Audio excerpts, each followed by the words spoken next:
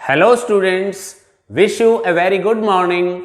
मैं सुरेंद्र कुमार उपस्थित हूं क्लास 10+2 की फ्लेमिंगो बुक का 3rd चैप्टर लेकर। And the name of the chapter is deep water, written by William Douglas. Deep water, William Douglas. Deep में भी डी आता है और डगलस में भी डी आता है। आप इसे याद रख सकते हैं कि डी वाला, डीप वाटर वाला लेसन डगलस का लिखा हुआ है। WW, DW एक रिलेशन आप एस्टेब्लिश कर सकते हैं ताकि आपको इसके राइटर का नाम याद रह सके। इस लेसन को शुरू करने से पहले मैं आपसे कुछ चीजें पूछना चाहता हूं। क्या आप किसी चीज से डरते हैं? क्या आप अंधेरे से डरते हैं? क्या आप पानी से डरते हैं? क्या आप बहुत तेज की धमाके से डरते हैं? आप किस चीज से डरते हैं? प्रत्येक व्यक्ति, प्रत्येक बच्चा किसी न किसी चीज से अवश्य डरता है। उसके दिमाग में कुछ न कुछ ऐसा घटित हुआ होता है जो उसके दिमाग में घर बना लेता है, रह जाता है। जैसे छोटे बच्चे अंधेरे में जाने से डरते हैं, छोटे बच्चे तेज धमाके, बहुत तेज आवाज से डरते हैं, छोटे बच्चे कोई सांप से डरता है, कोई किसी दूसरी चीज से डरता है। ठीक उसी प्रकार से क्या वो डर सही है? क्या वो डर है? जे नहीं। क्या उस डर को दूर किया जा सकता है? बेशक किया जा सकता है। क्या तरीका है? Practice, training. यही चीज है जो आपके लाइफ में, आपके दिमाग में रहने वाले एक डर को दूर कर सकता है। डर बेसिकली साइकोलॉजिकल होता है। Fear is the fear itself. Fear का मतलब केवल फियर है, वो फियर ही फियर है, फियर का ही एक डर है। उसे हम ओवरकम कर सकते हैं। इसी थीम को लेकर विलियम डगलस ने अपनी स्वयं की ऑटोबायोग्राफी जो लिखी, जिसका नाम ऑफ मैन एंड माउंटेन्स है। यह एक ऑटोबायोग्राफिकल बुक है रिटन बाय विलियम डगलस। इसी से एक एक्सर्प्ट लिया है, इसी से एक्सट्रैक्टेड एक स्टोरी है डीप वाटर, जिसको लेकर मैं उपस्थित हूं। आइए हम ब्रेन मैप्स डिस्कस करते हैं इस स्टोरी के, डीप वाटर के। इससे पहले कि हम इस स्टोरी की थीम, कैरेक्टर्स या समरी की बात करें, आइए हम थोड़ा सा विलियम डगलस के लाइफ के बारे में जानते हैं। जब भी हम किसी स्टोरी को पढ़ते हैं तो बहुत आवश्यक है कि हम उसके राइटर के बारे में थोड़ा सा जान लें, ताकि उसकी एटीट्यूड, उसकी सोच, उसके आइडियल्स का हमें पता चल जाए। William Douglas, he was born in 1898 and died in 1980। एक पीरियड से हमें पता चलेगा कि वो किस पीरियड में रहे हैं। He was born in Minnesota। He had been a teacher in a high school at Yakima। Yakima जो अमेरिका में एक शहर है, वहां पर जहां वो रहता था, और वहां एक टीचर भी वो रहे हैं। इसके पश्चात वो American president Franklin D Roosevelt के लीगल एडवाइजर रहे हैं। कितनी बड़ी पर्सनैलिटी रहे हैं, आप इससे अनुमान लगा सकते हैं। वो एक बहुत अच्छे राइटर भी रहे हैं। उन्होंने जो पर्सनल एक्सपीरियंस से ये ऑटोबायोग्राफी लिखी है ऑफ मैन एंड माउंटेन्स, इसी से लिया गया ये एक छोटा सा भाग डीप वाटर है, जो हमें बहुत कुछ सिखाता है, हमें बहुत वैल्यूज सिखाता है। डीप वाटर हमें लाइफ स्किल सिखाता है। Deep water, it was published in this autobiography written by William Douglas, was published in 1950 and he had been a justice for the longest period, that is for 36 years in American court. कितनी बड़ी बात है, American court के justice रहे हैं, American president D Roosevelt, Franklin D Roosevelt के legal adviser रहे हैं। उनका पर्सनल एक्सपीरियंस कितना इंपॉर्टेंट होगा, आप इस स्टोरी से जान पाएंगे। आइए अब हम बात करते हैं इस स्टोरी की थीम की। डीप वाटर है क्या? जैसा कि इसके नाम से ही स्पष्ट है, डीप वाटर एक स्विमिंग पूल में 9 फीट डीप डेप्थ की चर्चा करता है, जहां पर उसका पर्सनल एक्सपीरियंस है।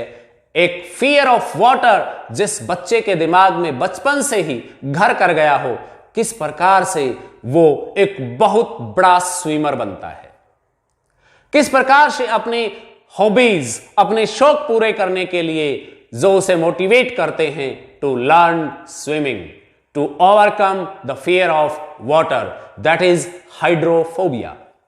हम प्रत्येक किसी न किसी फोबिया से ग्रस्त होते हैं।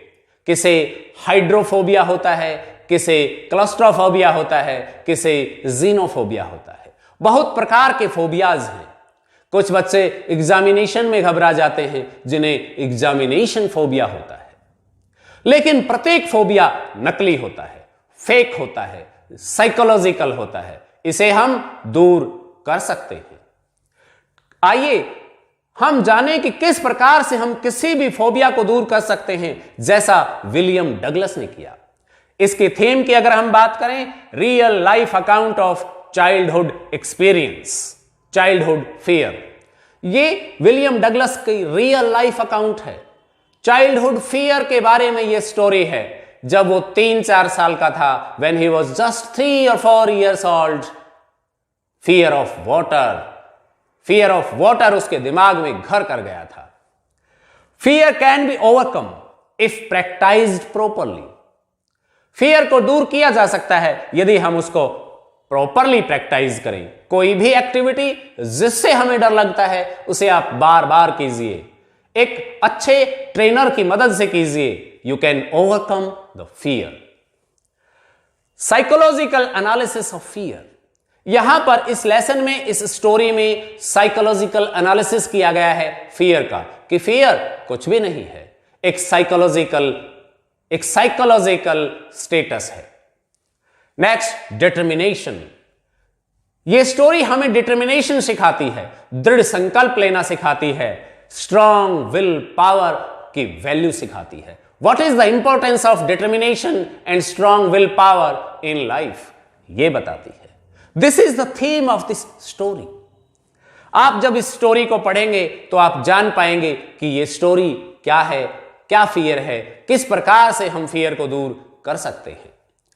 जहां तक इसके कैरेक्टर्स की बात है, फर्स्ट कैरेक्टर है विलियम डगलस, जो इस स्टोरी के ऑथर भी हैं, नैरेटर भी हैं, और उन्होंने स्वयं इस फियर को एक्सपीरियंस किया है और स्वयं ओवरकम करके भी दिखाया है। He is the hero of this story. वही इस स्टोरी के असली नायक भी हैं। ही डिफीटेड फियर ऑफ वाटर। उसने पानी से जो डर, पानी का डर जो उनके दिमाग में बैठा हुआ था, उसको हराया, हाइड्रोफोबिया को हराया। और उसके कुछ जीवन में कुछ शौक थे, प्रत्येक व्यक्ति के होते हैं। किसी को घूमना पसंद है तो किसी को तैरना, किसी को पढ़ना पसंद है तो किसी को खेलना। प्रत्येक व्यक्ति की एक हॉबी होती है।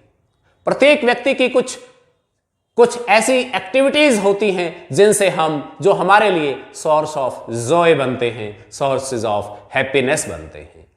विलियम डगलस के लिए फिशिंग, बोटिंग, कैनोइंग उनको बहुत अच्छी लगती थी। ये वाटर गेम्स उनको बहुत अच्छे लगते थे, इसीलिए उन्होंने स्विमिंग सीखने का दृढ़ निश्चय, डिटर्मिनेशन लिया। Because these activities were a source of joy for William Douglas. यही एक्टिविटीज विलियम डगलस के लिए एक सोर्स ऑफ हैप्पीनेस थे, सोर्स ऑफ जॉय थे। सेकंड कैरेक्टर इस स्टोरी में है स्विमिंग कोच। इस स्टोरी के माध्यम से एक ट्रेनर, एक गुरु, एक टीचर, एक कोच के महत्व को बताया गया है कि कितना आवश्यक है। हम अकेले बिना प्रॉपर ट्रेनिंग के किसी भी फियर को दूर नहीं कर सकते और किसी भी स्किल में पारंगत नहीं हो सकते। तीसरा, ए यंग बॉय ऑफ 18, एक 18 साल का एक लड़का है, हु इज अ स्विमर, जो स्वयं एक स्विमर है, जो विलियम डगलस की लाइफ में बहुत महत्व रखता है, जिसने विलियम डगलस को जब वो 11 वर्ष का था मौत के मुंह तक पहुंचा दिया था, लेकिन बचाने वाला भी वही है, उसी ने उसको बचाया भी। कैसे, हम इसकी समरी में चर्चा करेंगे। Young boy of 18, a big bruiser, ये इसके मेन कैरेक्टर्स हैं। इस स्टोरी में एक स्विमिंग पूल, याकीमा रिवर, इनकी भी चर्चा है जो इसके लिए जानना बहुत आवश्यक है। याकीमा रिवर एंड स्विमिंग पूल। एक और घटना है, वो है कैलिफोर्निया बीच की। कैलिफोर्निया बीच, जहां से पहली बार विलियम डगलस के दिल और दिमाग में फियर ऑफ वाटर ने एक घर बना लिया था। आइए अब हम चर्चा करते हैं summary of the story deep water. Let us discuss the summary of the story Deep Water. When William Douglas was a child, just 3 years old, he went to California beach along with his father. At the beach, when they were wandering on the beach, when they were playing on the beach, a sea wave knocked him down and swept over him. And this sea wave left a terror of water which trapped his heart and mind both. वो पानी से बहुत डर गया। पहली बार जीवन में समुद्र के किनारे सी बीच पर, कैलिफोर्निया सी बीच पर, उस लहर ने उसके दिमाग में एक पानी का डर छोड़ दिया, फियर ऑफ वाटर छोड़ दिया। वार्निंग बाय हिज मदर, इसी बीच उसकी मां भी उसे वार्निंग्स देती रहती थी, not to go to Yakima river which was nearby. She used to tell him about the drowning cases in the Yakima river. Yakima river was a tributary of Columbia river in America. यहां पर MCQs में इस तरीके का question पूछा जा सकता है कि याकीमा रिवर कौन सी रिवर की ट्रिब्यूटरी थी, या कोलंबिया रिवर की ट्रिब्यूटरी का क्या नाम था। YMCA स्विमिंग पूल, वहां एक YMCA स्विमिंग पूल होता है which is 2 to 3 feet deep at the shallow and, but it is 9 feet deep at the other and. ये यहां पर YMCA स्विमिंग पूल की डेप्थ के बारे में बताया गया है। जहां से तैरना सीखना चाहते हैं बच्चे, उस तरफ वो 2 to 3 feet डीप होता है, और सीखने के पश्चात प्रैक्टिस के लिए 9 feet deep. At the age of 11, William Douglas decides to learn swimming.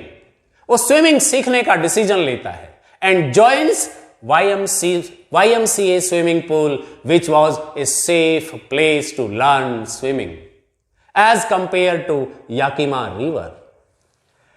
And one day he goes to YMCA swimming pool, where there was nobody except silence, quietness. So he decides to wait for others to come. He sits on the stair at the swimming pool. A young boy of 18, a big bruiser, a swimmer, a fat boy, a naughty boy comes there, and he says, "Hi skinny, how would you like to be ducked?" He tossed, threw him up, and threw into the swimming pool at the deep end, means 9 feet deep end. What would have happened? You can imagine. आप अनुमान लगा सकते हैं क्या हुआ होगा जिस बच्चे को तैरना नहीं आता, जिस बच्चे को हाथ पैर चलाने नहीं आते, जिस बच्चे को तैरने की पहली स्किल भी नहीं पता, जिसे पानी में श्वास लेना नहीं आता। What would have happened? क्या हुआ होगा? He went downward. Sitting position में वो बच्चा नीचे की ओर जा रहा होता है। Then he plans strategy. वो एक योजना बनाता है। How could I save myself? कि मैं कैसे बचा सकता हूं अपने आप को। He plans that when my feet touch the bottom of the swimming pool, I will jump upwards and come to the surface. I will muster up my all courage and come to the surface, and in this way I would be able to save my own life. But When he tried and jumped upward, he couldn't come to the surface. Again he started going downwards. And you can imagine the situation and the circumstances of the drowning young boy of 11, William Douglas. He again mustered his courage. He again collected his force and jumped upward. But again he couldn't come to the surface. How could he? कैसे आ सकता था? 9 feet was looking equal to 90 feet for him. उसे 9 feet की जो depth थी वो 90 feet दिखाई दे रही थी. Water has entered into his lungs. He couldn't breathe even. वो श्वास भी नहीं ले पा रहा था. He couldn't muster his courage. Again he tried the third time to come to the surface. He mustered his courage and tried to come upward, but he couldn't. And he was very close to death. He was almost drowned. He was unable to breathe. He was unable to speak. He wanted to cry for help, but he couldn't utter a single word. In this way, he was almost dead. And he had accepted that he had drowned and now need not to worry, because the curtain of life was going to fall very soon. But after some time, he found himself on the edge of the pool and somebody was helping him. Somebody was taking water out. Somebody was pressing his stomach. When he came to his senses, he came to know that the same boy of 18 saved his life. The young boy of 18 didn't know that William Douglas, or this boy of 11 years old, does not know how to swim. उसने तो मजाक में उसे फेंक दिया था, but the same boy saved his life. उसी ने उसका जीवन बचाया. Although he had saved his life, but the terror of water trapped his heart and mind both. And he decided never to go to swimming pool again. इसके पश्चात William Douglas मुड़कर कभी भी स्विमिंग पूल की ओर नहीं जाते. वो decide कर लेते हैं, वो टेरर ऑफ वाटर, वो फियर ऑफ वाटर इतना भयंकर होता है कि वो कभी भी मुड़कर स्विमिंग पूल की ओर नहीं देखते, मुड़कर किसी रिवर की ओर नहीं देखते या स्विमिंग के बारे में नहीं सोचते. परंतु उनके जो अंदर का जो ड्रीम था, उनका जो ड्रीम था वो था जॉय, और सोर्स ऑफ जॉय उनके लिए था फिशिंग, बोटिंग, कैनोइंग. ये उनका ड्रीम था. वो ये करना चाहते थे. इन एक्टिविटीज से हैप्पीनेस, जॉय लेना चाहते थे. ये खेल वो खेलना चाहते थे, जिन्हें उन्हें फिर से मोटिवेट किया. And after a few years he decided to learn swimming again. फिर से वो स्विमिंग सीखने का निश्चय करते हैं, प्रण लेते हैं. And he joins a swimming pool again. He hired an instructor to teach him how to swim, and he disclosed everything to him. सब कुछ अपने इंस्ट्रक्टर को बताया उस फियर ऑफ वाटर के बारे में, and about both the main incidents which created fear of water. Instructor called him 5 days a week, 1 hour daily. 1 word MCQs में या 1 word आंसर में इस तरीके का क्वेश्चन आ सकता है. He practiced 5 days a week, 1 hour daily. His coach, his instructor used belt and rope. What did he use? He used belt and rope to teach him swimming, to teach him how to swim. वो belt को कभी ढीला छोड़ देते थे, कभी खींच लेते थे. रोप के सहारे उसको धीरे धीरे प्रैक्टिस करना सिखाया गया. He was a very good instructor who teach him from the very beginning, and he continued till 3 months. 3 महीने तक उनको इस तरीके से वो सिखाते रहे, धीरे धीरे एक एक स्टेप स्विमिंग का उनको सिखाया. He taught him how to exhale and inhale under water. पानी के नीचे किस प्रकार श्वास छोड़ें और श्वास को लें, किस प्रकार से श्वास प्रक्रिया चलेगी, कैसे हम हाथ और पैरों को चलाएंगे, हाउ टू स्विम, उनको 3 महीने तक कंटिन्यूअसली उन्होंने सिखाया. He taught him different strokes. उसके पश्चात उन्होंने उसको अलग अलग स्ट्रोक्स सिखाए. और वो डिफरेंट स्ट्रोक्स कौन कौन से थे?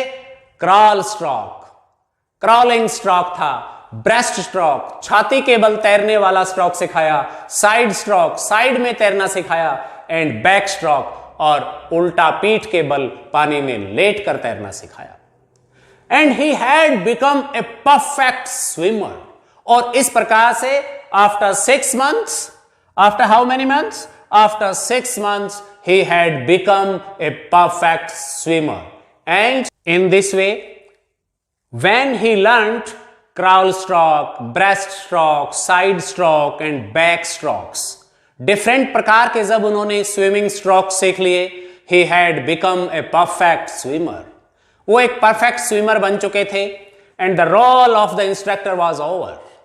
और यहां पर इंस्ट्रक्टर का रोल खत्म हो गया था. Now he wanted to test himself. He wanted to test his fear again alone in the river और in a lake.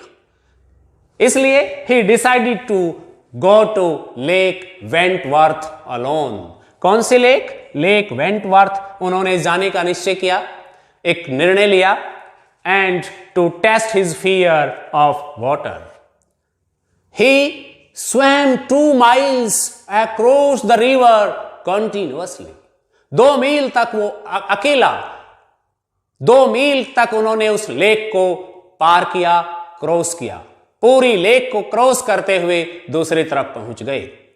In this way, he was amazed to see that he had conquered the fear of water forever.